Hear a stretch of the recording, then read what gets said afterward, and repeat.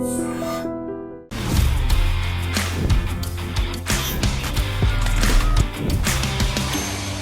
కొన్ని రోజులుగా కూడా బెట్టింగ్ యాప్స్ అని మనం వింటూ ఉన్నాము. మరి వాటిని ప్రమోట్ చేసిన ఇన్ఫ్లుయెన్సర్స్ దగ్గర నుంచి ప్రతి ఒక్కరి మీద కూడా యాక్షన్ అనేది కూడా తీసుకుంటూ ఉన్నారు. అండ్ వీళ్ళ సంగతి ఇలా ఉంటే మరి వాటిని ప్రమోట్ చేసిన సంస్థల సంగతి ఏంటి? అండ్ కొన్ని ఛానల్స్ ప్రమోట్ చేశాయి, అలాగే కొంతమంది సెలబ్రిటీస్ ప్రమోట్ చేశారు. అండ్ దాని తర్వాత గవర్నమెంట్ కూడా కొన్ని వాటి దగ్గర నుంచి కూడా గవర్నమెంట్ జీఎస్టీ అనేది కూడా వసూలు చేసిన సందర్భాలు అనేది కూడా చూసాం. సో వీటన్నిటి గురించి కూడా మనతో పాటు మాట్లాడడానికి హైకోర్టు అడ్వకేట్ మరి సుబ్బు గారు ఇప్పుడు మనతో పాటు ఉన్నారు. మరి సుబ్బు గారితో అడిగి తెలుసుకుందాం. Hi sir. హలో అండి. బెట్టింగ్ యాప్స్, మరి ఈ బెట్టింగ్ యాప్స్ని ప్రమోట్ చేసిన ఇన్ఫ్లుయెన్సర్స్ని చూసాము. వాళ్ళ పరిస్థితి ఇప్పుడు ప్రెసెంట్ ఎలా ఉంది? ప్రతి ఒక్కరి మీద కూడా కేసులు అనేది కూడా పెడుతూ గవర్నమెంట్ వెళ్తూ ఉంది. ఏంటి వాళ్ళ పరిస్థితి ఏంటి? మొట్టమొదటిగా మనం చూస్తే భారతదేశంలో బెట్టింగ్ అనేది ప్రొహిబిటెడ్. అది చట్ట వ్యతిరేకమైన చర్య.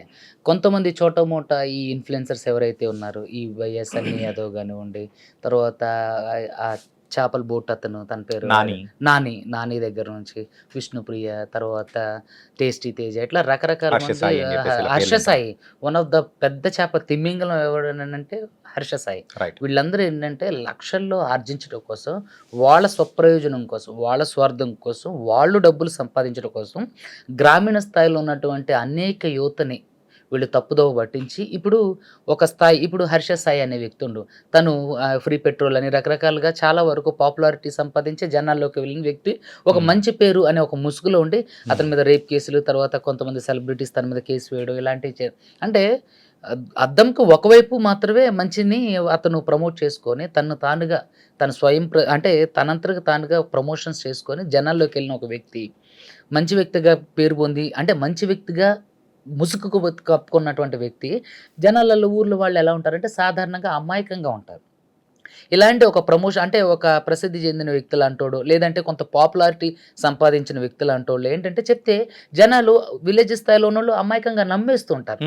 సో ఇలా నమ్మేసే ఈ క్రమంలో తను కొన్ని బెట్టింగ్ యాప్స్ ప్రమోట్ చేయడం, నేను ఇంత పెడితే నాకు ఇంత వచ్చేసింది, తర్వాత ఇంకా బయ్యాస్ అన్ని యాదవ్లు అంటోడు, ఇంకొకడు గొట్టంగాళ్ళు, గోవిందంగాళ్ళు ఏం చేస్తున్నారంటే మేము ఇలా పెట్టేస్తున్నాం, మాకు లక్షల్లో వచ్చేస్తున్నాయి, మీరు ఒక 10,000 పెడితే మీకు ఒక 50,000 వస్తున్నాయంటే వాడికి ఎక్కడి నుంచి వస్తున్నాయి? ఆ బెట్టింగ్ యాప్ వాడికి ఎక్కడి నుంచి వస్తున్నాయి పైసలు?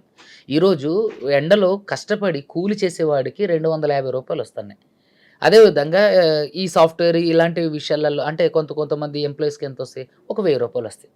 ఏది కష్టపడితే అంటే ఇన్పుట్ అందిస్తే వాడిచ్చే వేతనంగా తీసుకునేది 1,000 రూపాయలు ఉంటే, మరి ఎటువంటి అంటే ఆర్థిక వనరు లేనటువంటి ఒక యాప్, ఎటువంటి పెట్టుబడులు షేర్ మార్కెట్లు లేనటువంటి ఒక యాప్, ఒక అడ్రస్ లేనటువంటి ఒక యాప్కి ఎక్కడి నుంచి ఆదాయం వస్తుంది? దాన్ని స్థాపించిన వ్యక్తి ఎవరు పోనీ తెలుసా? చాలా వరకు మీరు చూసుకున్నట్లయితే మన మొబైల్లో కూడా ఈజీ మనీ యాప్స్ చాలా వరకు వచ్చేసాయి. రైట్. చాలా వరకు మనది వాళ్ళు ఏది పాన్ కార్డు, ఆధార్ కార్డుతో లింక్ చేసుకుంటే ఒక 10,000 20,000 వరకు ఇచ్చేవాళ్ళు. Loan apps like loan apps ఇచ్చేవాళ్ళు. ఆ లోన్ యాప్స్ ఏంటంటే అధికంగా లోన్ 10 రూపాయలు, ఇప్పుడు ఒక 10,000 ఇచ్చింది అనుకోండి ఫర్ సపోజ్, వాడు 20,000 కట్టిన తర్వాత కూడా మీరు ఇంకా 10,000 కట్టాలని వేధించి వాళ్ళ న్యూడ్ ఫోటోలు తయారు చేసి మార్ఫింగ్ చేసి వాళ్ళ రిలేటివ్స్కి వాళ్ళకి పంపించడం వల్ల ఎంతోమంది అమ్మాయిలు ఆత్మహత్యలు చేసుకున్నారు. అదేంటి? పరువుకు సంబంధించింది. ఈ బెట్టింగ్ యాప్ ఏంటంటే పరువుతో పాటుగా వాళ్ళ ఆర్థిక వనరుల మీద దెబ్బతీయటం కూడా. ఈ లోన్ యాప్ అనేది ఏంటంటే పరువుకు సంబంధించింది, అంటే సున్నితమైన అంశం అండి. ఈ బెట్టింగ్ యాప్ ఏంటంటే పరువుతో పాటుగా ఆర్థిక వనరుని దెబ్బతీసేటటువంటి అంశం. ఏంటంటే ఇది 2 విధాలుగా కూడా నష్టం జరుగుతుంది. సో ఇలాంటి ఒక హర్ష సాయి లాంటోడు, బైఎస్ అన్ని యాదవ్ లాంటోడు, ఈ నాని లాంటోళ్ళు, గొట్టంగాళ్ళు చాలా వరకు వచ్చేసారు అన్నట్టు. వచ్చి ఏంటంటే అంటే క్షేత్రస్థాయిలో ఆ బెట్టింగ్ యాప్స్ని ప్రమోట్ చేయడం వల్ల విలేజ్లో ఉన్నటువంటి చోటమోట, ఇప్పుడు రీసెంట్గా నేను ఒక కేసు చేశాను, ఇది ఇక్కడ రంగారెడ్డి కోర్టులో. ఆమె ఒక గవర్నమెంట్ టీచర్, వాళ్ళ అబ్బాయి ఇంటర్మీడియట్ చదువుతుండు.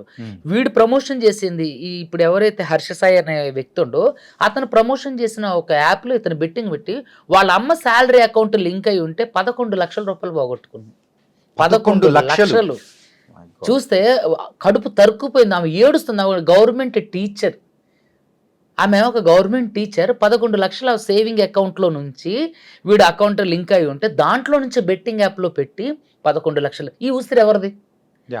ఆ యాప్ అనేది ఒకటి ఉంది అని వీడికి చేరవేసింది ఎవడం? ఈ గొట్టంగాళ్ళే, ఈ చోటా మోటాగాళ్ళు, ఈ థర్డ్ గ్రేడ్ పీపుల్స్. సో నిజంగా ఎంత బాధ అనిపిస్తుంటుందంటే నాట్ ఓన్లీ ఆమె, ఇంక తర్వాత ఖత్తర్లో ఒక అతను పనిచేస్తుంటాడు, వాళ్ళ మిస్సెస్ నా దగ్గరకు వచ్చింది. ఇక్కడే మన ఇది సిద్దిపేట Hmm. సిద్దిపేట దగ్గర నాగులపల్లి ఊరు, అదే సమ్ ఏదో ఊరు ఉంది, సిద్దిపేట డిస్టిక్. అక్కడ నుంచి ఆయన ఖత్తర్ వెళ్ళిండు. Hmm. వాళ్ళ ఆవిడ అకౌంట్లో ఇతను డబ్బులు వేస్తూ ఉంటాడు అనమాట. వాళ్ళ ఆవిడ అకౌంట్ నంబర్కి ఈ మొబైల్ లింక్ అయి ఉంది అన్నట్టు, ఏది మొబైల్ నెంబర్ ఆ అకౌంట్కి లింక్ అయి ఉంది. సో అతను దాదాపుగా 4 లక్షలు 5 లక్షలు వెళ్ళి 2 సంవత్సరాలు సేవ్ చేసిన డబ్బులు వాళ్ళ అబ్బాయి కూడా ఇదే బెట్టింగ్ యాప్లో పెట్టి పోగొట్టుకుంది. తను అక్కడే సూసైడ్ అటెంప్ట్ చేసిండు ఖత్తర్లోనే. ఇది 3 సంవత్సరాలు సంపాదించిన డబ్బులు, 3 సంవత్సరాలు తిని తినక కుటుంబం దగ్గర లేకుండా ఊరు కాని ఊర్లో, దేశం కాని దేశాల్లో ఎడారి మధ్య బ్రతుక్కుంటూ రూపా పోగేసి చేసుకున్నదే ఈ పాపం ఎవరిదంటారు? అది నాట్ ఓన్లీ హర్ష సాయి, ఇప్పుడు విష్ణుప్రియ దగ్గర నుంచి, టేస్టీ తేజ దగ్గర నుంచి, లక్ష్మీ మంచు గారి దగ్గర నుంచి, రానా గారి దగ్గర నుంచి, ఇట్లా రకరకాల మంది ప్రమోషన్ చేయాలి. వాట్ ఎవర్ ఇట్ ఈస్, ఎవరు ప్రమోషన్ అయినా చేయనివ్వండి, కానీ ఇది తప్పు. భారతదేశంలో ఒక బెట్టింగ్ యాప్ని ప్రమోషన్ చేయడం, అసలు బెట్టింగ్ అంటేనే చట్ట వ్యతిరేకమైనది, దానికి చట్టబద్ధత లేదు. బెట్టింగ్ అనేది చట్ట వ్యతిరేకమైన కార్యక్రమం. యూజువల్గా మన ఇండియన్ కాన్స్టిట్యూషన్స్ ప్రకారం ఈ బెట్టింగ్ యాక్ట్ అనేది కూడా ఒకటి ఉంటుంది. అవును. సో ఈ బెట్టింగ్ యాక్ట్ ప్రకారము ఇవన్నీ కూడా సో అలౌడ్ అనేది మన ఇండియాలో అయితే లేదు.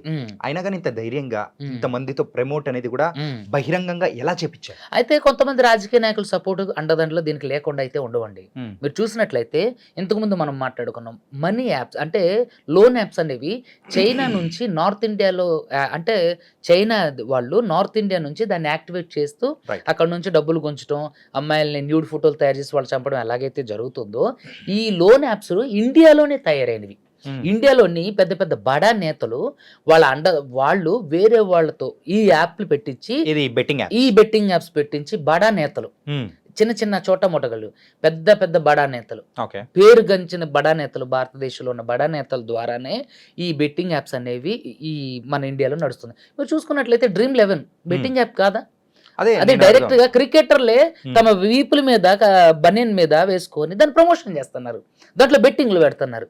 సరే దాని నుంచి అంటే గవర్నమెంట్కి GST వెళ్తుందిలేండి, అదంత ప్రమాదకారి ఏం కాదు, కానీ అది కూడా బెట్టింగ్ యాపే కదా. సో అలాగే దాన్ని పోలి ఇంకా రకరకాల పుట్టగొడుగులు పుట్టుకుంటూ వస్తాయి అన్నట్టు. మీరు చూసినట్లయితే రీసెంట్గా నెల్లూరు అతను ఎలాగే బెట్టింగ్ యాప్లో పెట్టిండు. వాళ్ళ నాన్న హెడ్ కానిస్టేబుల్, పేరు చెప్పకూడదు, నాకు రీసెంట్గా ఈ కేసును పంపించి యూట్యూబ్లో నా ఇంటర్వ్యూ చూసి పంపించి 90,000 పెట్టిండు. తను మళ్ళీ ఒక IT ఎంప్లాయ్. అంటే ఇక్కడ నష్టపోయేది క్షేత్రస్థాయిలో ఉన్నటువంటి విలేజెస్లో ఎవరైతే అమాయకులు ఉన్నారో, అలాగే IT ఎంప్లాయీస్ కూడా. వీళ్ళ ఉద్దేశం ఒకటేనండి, ఎవరైతే ఆశావాహులు ఉంటారో, ఎవరైతే డబ్బు సంపాదించాలనుకుంటారో, దయచేసి గుర్తుపెట్టుకోండి, కష్టపడి సంపాదించిన డబ్బులు తప్ప ఇలా అడ్డమైన మార్గంలో షార్ట్ టైంలో డబ్బులు సంపాదించే ఏ డబ్బులు కూడా మీ దగ్గర ఉండో, అవి కరెక్ట్ పద్ధతి కాదు. ఇతర IT ఎంప్లాయీస్ కూడా ఏంటంటే ఈ బెట్టింగ్ యాప్స్ వాళ్ళ ఉద్దేశం కూడా అంతే. వాళ్ళు ఏంటంటే మనుషుల యొక్క నిరుద్యోగుల సైకాలజీని, ఏదైతే విద్యార్థుల సైకాలజీని, ఎవరైతే ఆశావాహుల సైకాలజీ ఉంటుందో వాళ్ళ సైకాలజీని వీళ్ళు అనలైజ్ చేయగలుగుతారు. ఏంటంటే వెంటనే ఇప్పుడు మీరు బెట్టింగ్ యాప్ ఉంది, ఒక 100 రూపాయలు పెట్టారనుకోండి, మీకు 1000 రూపాయలు వేస్తాడు. మీరు ఒక 1000 రూపాయలు వేసారనుకోండి, వాడు 10,000 వేస్తాడు. మీరు 10,000 ఒకేసారి పెట్టండి, మీకు 2 లక్షలు వస్తాయి అంటాడు. వాడు వెంటనే 10,000 వేయటంతో 2 లక్షలు వస్తాయి. సాధారణంగా ఇది ఒక జోదం లాంటిది.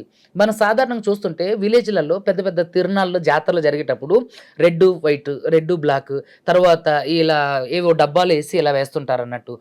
అలాంటిది ఇది కూడా. ఏంటంటే మనిషి సైకాలజీ ఎలా ఉంటుందంటే, డబ్బులు వస్తాయి అంటే వాడు విజ్ఞత కోల్పోతారు, ఇంకా వస్తాయి ఇంకా అంటే తను ఒక ట్రాన్స్లోకి తీసుకెళ్ళి, ఇది ఒక సైకలాజికల్ ప్రాబ్లం. సో తను ఒక ట్రాన్స్లోకి తీసుకెళ్తుంది అన్నట్టు.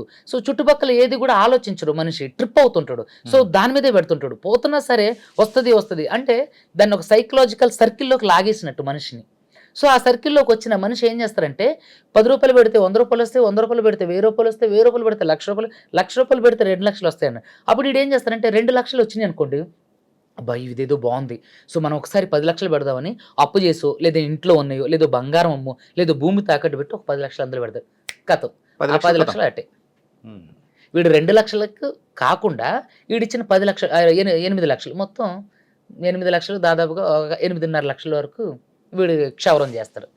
అప్పుడు ఎవరు నష్టపోయేది, ఎవడు లాభపడేది? ఒక బెట్టింగ్ యాప్ అనేది ఎందుకు మీకు డబుల్ ట్రిబుల్ ఇస్తుంది? ఆ బెట్టింగ్ యాప్కి ఎక్కడి నుంచి డబ్బులు వస్తున్నాయి? ఆదాయ వనరు ఎక్కడి నుంచి వస్తుంది? అది రిజిస్టర్డా? దాన్ని ఎవరు నడిపిస్తున్నారు? ఇలాంటి సాధారణ కనీస ఎంక్వైరీ కూడా చేయరు, కనీస సమాచారం కూడా తెలుసుకోరు. సో ఇలాంటి బెట్టింగ్ యాప్స్ ఏం చేస్తారంటే పెద్ద పెద్ద రాజకీయ నాయకుల అండదండలతో దీన్ని వేరే వాళ్ళు పెద్ద పెద్ద బడా కార్పొరేట్ సంస్థల వాళ్ళు రాజకీయ నాయకులతో టైప్ అయి రాజకీయ నాయకుల ద్వారా ఇప్పుడు చోటా మోటా యాప్స్ అనుకోండి, ఒక పెద్ద స్థాయి సెలబ్రిటీ వరకు వెళ్ళి ప్రమోషన్ చేసుకోలేరు. మీరు రీసెంట్గా చూసుకున్నట్లయితే తమన్నా రాశి కన్నా ఒక ప్రోడక్ట్కి బ్రాండ్ అంబాసిడర్గా ఉన్నారు. రైట్. సో ఆ బ్రాండ్ అంబాసిడర్గా ఉన్న ప్రోడక్ట్లో తప్పు ఉందని చెప్పేసి మొన్న రీసెంట్గా ట్రిబ్యునల్కి రాశి కన్నా తర్వాత తమన్నా ఇద్దరు కూడా విచారణకు వెళ్లాల్సి వచ్చింది. Yeah. కానీ ఈ బెట్టింగ్ యాప్స్కి ఎటువంటి విచారణ ఉండదు, ఎటువంటి దానికి ఒక అడ్రస్ ప్రూఫ్ ఉండదు. మరి అంత పెద్ద ప్రోడక్ట్కి ఆ బ్రాండ్ అంబాసిడర్లుగా చేసేటప్పుడు ఈ చిన్న చిన్న చోటా మోటా యాప్లు బెట్టింగ్ యాప్స్ అని మనం అనుకోని కొట్టిపడేయగలమా? లేదు. కదా.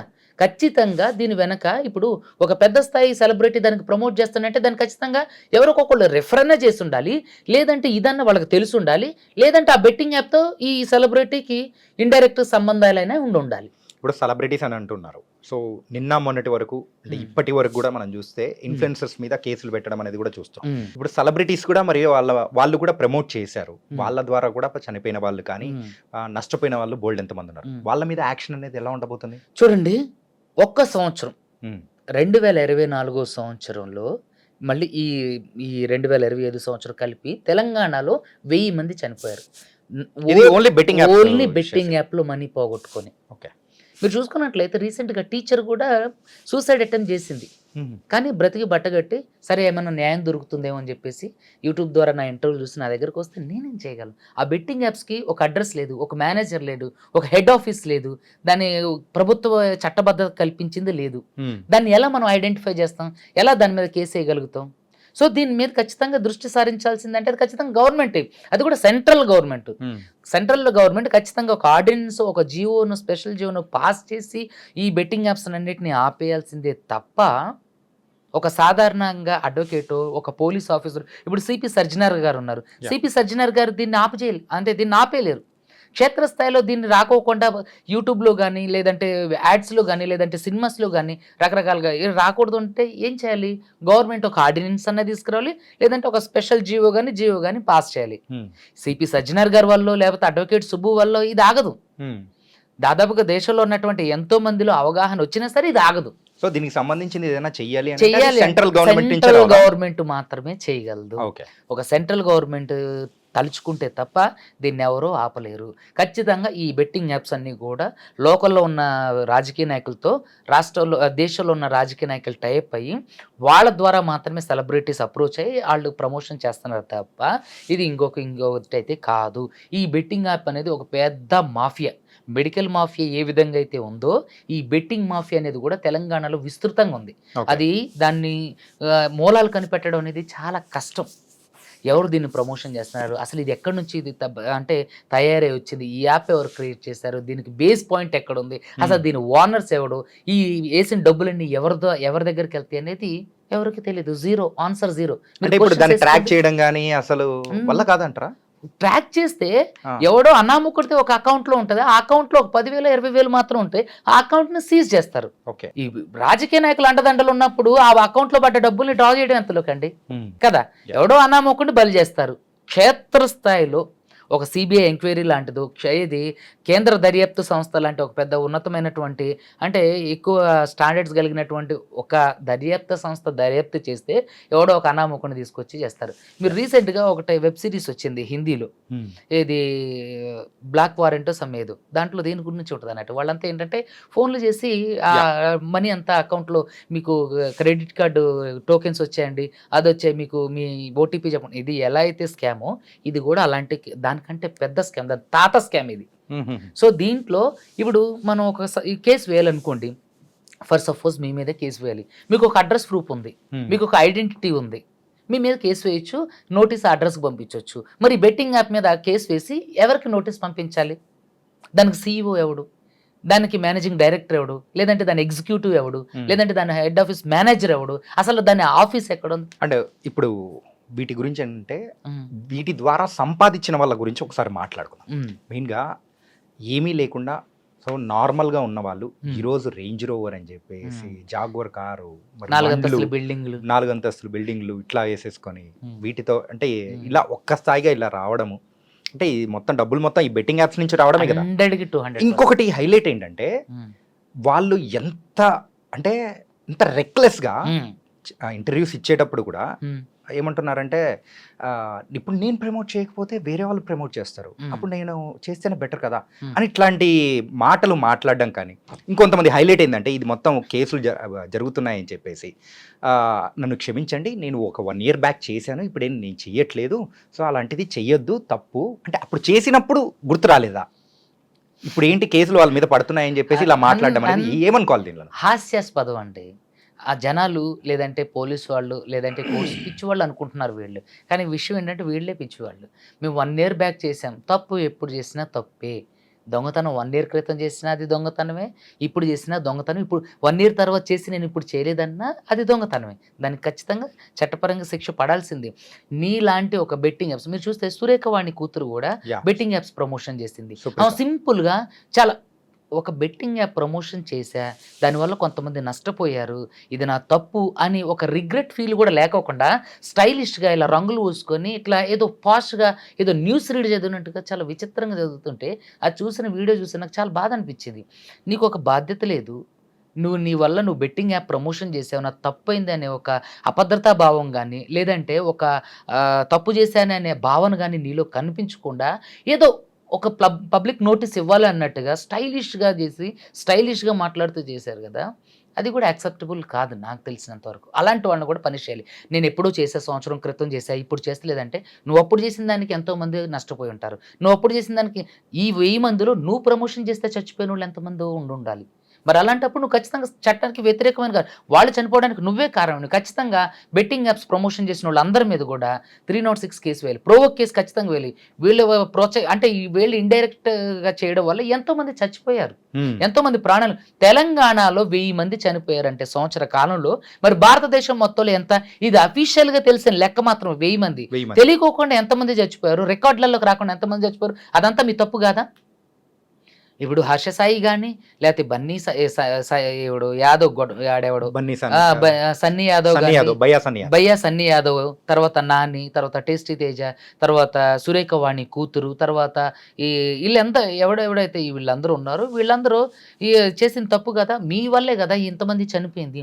ఖచ్చితంగా మీరు చట్టప్రకారం వీళ్ళ మీద క్రిమినల్ కేసులు కూడా బనాయించాలి.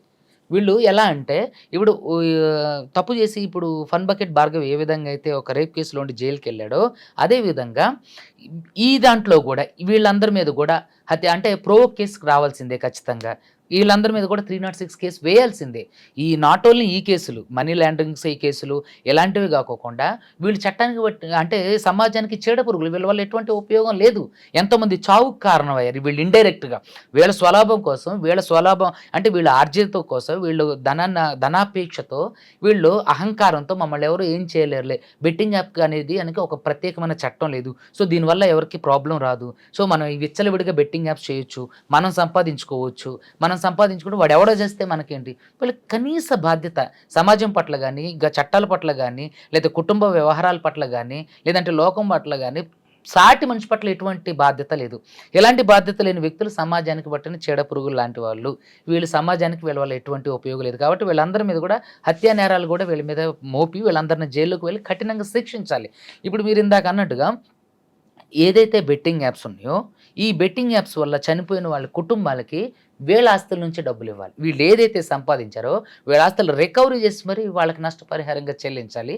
ఖచ్చితంగా గవర్నమెంట్ దీని మీద ఒక బలమైనటువంటి చట్టం తీసుకురావాలి.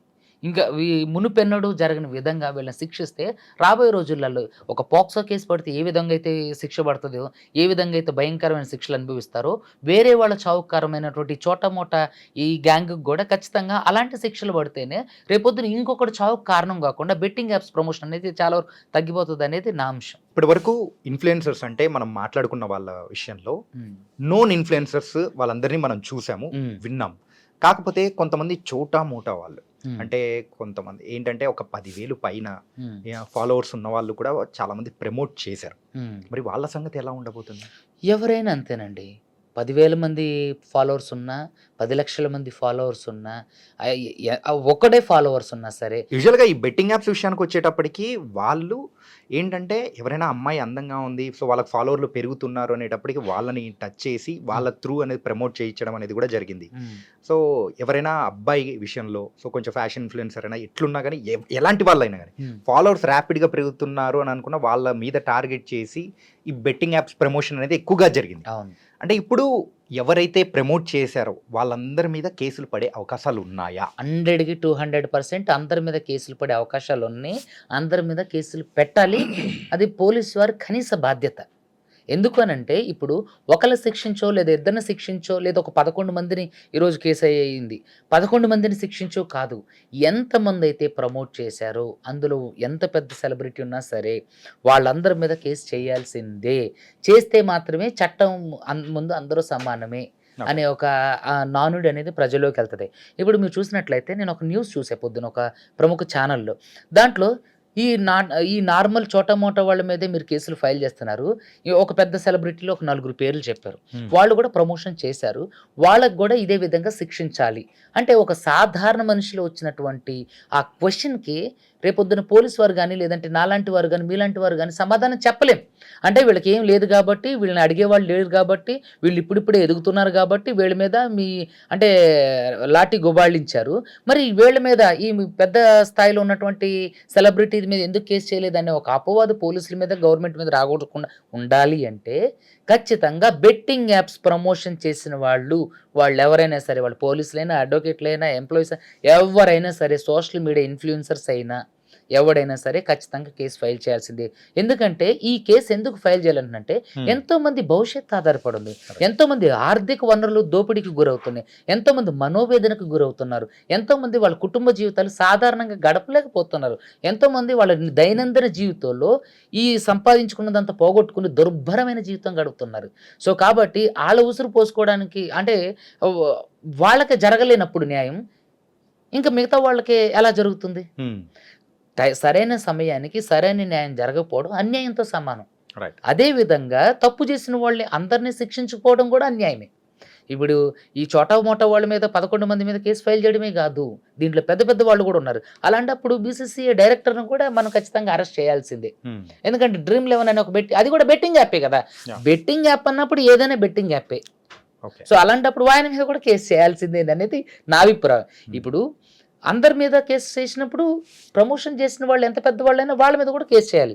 లేదంటే ఆ అపవాదు పోలీస్ డిపార్ట్మెంట్ మీదే ఉంటుంది. ఓకే. ఎప్పుడు పెద్దవాడు ఎప్పుడు మేము తప్పు చేసినా మాది వరకు రాదులే అనే ఒక అహంకారం కూడా పెరిగిపోతుంది. సో, కాబట్టి ఎవరైతే దీంట్లో పార్టిసిపేట్ చేశారో, ఎవరైతే లాభం పొందారో, ఎవరైతే ఈ 1000 మంది చావుకు కారణమయ్యారో, ఎవరైతే తెలంగాణ ప్రజల యొక్క ఆర్థిక దోపిడీకి కారణమయ్యారో వాళ్ళందరూ గూడా శిక్షార్హులే. వాళ్ళందరూ గూడా చట్టపరంగా శిక్షణ అనుభవించాల్సిందే. వాళ్ళందరూ గూడా ఈ తీవ్ర పరిణామాలు ఎదుర్కోవాల్సిందే. అంటే ఇప్పుడైతే ఐపీఎల్ సీజన్ స్టార్ట్ అవబోతుంది. హ్మ్. ఈ ఐపీఎల్ సీజన్ అనేటప్పటికి బెట్టింగ్ అని తెగ హ్మ్. నడుస్తూ ఉంటుంది. హ్మ్. అది అఫీషియల్‌గా కాకపోయినా కానీ ఏది పబ్లిసిటీ ఇచ్చి హ్మ్. వాళ్ళతో ఇప్పుడు వీళ్ళందరూ ఇన్‌ఫ్లుయెన్సర్స్ ఎలా అయితే చేశారో హ్మ్. అలాంటిది కాకపోయినా కానీ సో, ఒక ఊహాజనికంగా జరిగే అవకాశాలనేది కూడా ఈ బెట్టింగ్‌లలో జరుగుతూ ఉంటది. హ్మ్. మరి వాటి మీద చర్యలనేది ఎలా తీసుకుంటారు? దాన్ని ఇప్పుడు జరగబోయేది అదే కాబట్టి దాన్ని ఆపడం ఎలా తీసుకోవాలంటారు? అయితే నేను మీకు ఇందులో 2 విషయాలు చెప్తానండి.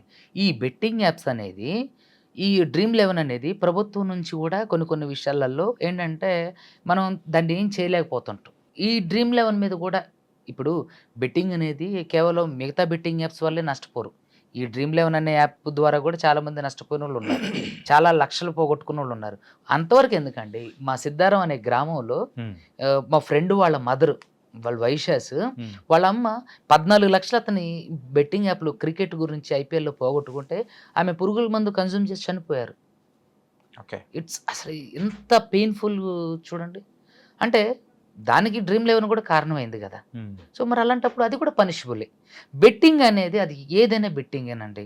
ఇక్కడ మనం పచ్చిగా మాట్లాడుకుంటే కండోమ్ కొనటం తప్పు కాదులే గానీ, సెక్స్ చేయటం, రేప్ చేయడం అనేది తప్పు అన్నట్టుంది ఇది. అంటే ఇది మీరు అందరికి విస్తృత స్థాయిలో అందించి, ఇది చేయడం తప్పు అన్నట్టుంది. ఇది కొండను చూపించి నేలను నాకిచ్చినట్టే కదా! సో, కాబట్టి బెట్టింగ్ అనేది ఏదైనా నేరమే. దానికి ప్రభుత్వాలు దయచేసి వాటికి పర్మిషన్స్ ఇవ్వొద్దు. వాటిని ప్రమోట్ చేయొద్దు. అనేది నా ఉద్దేశం. ఇప్పుడు గవర్నమెంట్ ప్రమోషన్ అంటే చట్టబద్ధత చేయలేదు. అంటే పర్మిషన్ ఇచ్చినంత మాత్రాన దాంట్లో ప్రాణాలు కోల్పోవట్లేదా? అలా అంటే చాలామంది గుట్కాలు, ఈ వైన్ షాపులు ఇవి కూడా ఉన్నాయి. సో మరి వీటిని తీసేయొచ్చు గాని అంటే వాటిని తీసేయడానికి సరైన మార్గాలు అన్వేషిస్తున్నారేమో. వాటిని తీసేయడానికి అంటే మనం చూసుకున్నట్లయితే మద్యం మీదే తెలంగాణ గవర్నమెంట్ యొక్క ఎక్కువ వనరు, ఆదాయ వనరు అనేది రెవెన్యూ అనేది కూడా వచ్చేది ఉంది. దాని మీద. సో దానివల్ల ఎంతో మంది కూడా చనిపోతున్నారు. ఈవెన్ ఆల్కహాల్ అనేది చాలా ప్రమాదమైంది. సో ఎంతోమంది దానివల్ల చనిపోతున్నారు. సో మరి వీటి మీద ప్రభుత్వాలు ఎందుకని కసరత్తు చేయట్లేదు? వీటి మీద ఎందుకని ఒక సరైన నిర్ణయానికి రావటం లేదు? మీరు చూసుకున్నట్లయితే ఆంధ్రాలో ఒక నాయకుడు మేము గవర్నమెంట్‌లోకి వచ్చిన తర్వాత పూర్తిగా అంటే మద్యం రహిత రాష్ట్రంగా చేస్తామని అన్నారు. కానీ చూస్తే వాళ్ళు సొంతంగా తయారు చేశారు. రైట్. అంటే ఎందుకు ఇలా జరుగుతుంది? అలాంటప్పుడు ఫేక్ ప్రామిసెస్ ఎందుకు చేయడం? సో ఇలాగే ఈ డ్రీమ్ 11 అని అంటే నాట్ ఓన్లీ డ్రీమ్ 11 ఏదైనా సరే బెట్టింగ్ యాప్‌ని దయచేసి గవర్నమెంట్ ఎంకరేజ్ చేయొద్దనేది నా ఉద్దేశం. ఇంకా అంటే అలా చేయడం వల్ల ఒకళ్ళు చనిపోయినా చనిపోయినట్టే కదా! రైట్. నష్టం అనేది ఒకళ్ళు చనిపోయినా నష్టమే, 100 మంది చనిపోయినా నష్టమే. అదేంటి ఒకళ్ళు చనిపోయినా దానివల్ల మీరు ప్రమోషన్ చేయడం వల్లేగా. సో దయచేసి ఈ బెట్టింగ్ యాప్ అనేది మరి రకరకాల బెట్టింగ్ యాప్స్ ద్వారా మళ్ళీ మీరు చూసుకున్నట్లయితే చాలా పోలీస్ స్టేషన్‌లలో బెట్టింగ్ యాప్స్ ద్వారా మనీ పంపించి చేశారనుకోండి, వాటి మీద కేసులు చేస్తున్నారు. అసలు బెట్టింగ్ యాప్స్ అనేవి లేకుంటే అసలు వీడు బెట్టింగే వేయడు కదా! కదండి. రైట్. ఇప్పుడు నా క్వెషన్ ఏంటంటే ఈ బెట్టింగ్ యాప్ అనేదే లేకపోతే, దాని ప్రమోషన్ అనేదే లేకపోతే, అదొక యాప్‌గా ఫోన్‌లో ఇన్‌స్టాల్ చేసుకోవడానికి అవకాశమే లేకపోతే అసలు వీడు బెట్టింగే పెట్టడు కదా! పెట్టాడు కదా.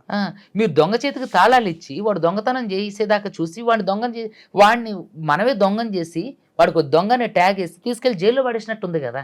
మీరు తప్పు చేయడానికి అవకాశం కల్పించి తప్పు చేసిన దాన్ని మళ్ళీ జైల్లో వేయడం ఏంటి? చేయలేడు. యాహ్! ఇది ఎక్కడ న్యాయం? అసలు నాకు ఒక్కోసారి ఆలోచించుకుంటే బుర్ర పాడైపోతది. వందల కేసులండి. రోజుకు వందల మంది నాకు ఫోన్‌లు చేస్తుంటారు. ఆన్‌లైన్ కాల్స్ చేస్తుంటారు. ఫోన్ చేస్తే సార్ ఇట్లా మోసపోయారు సార్.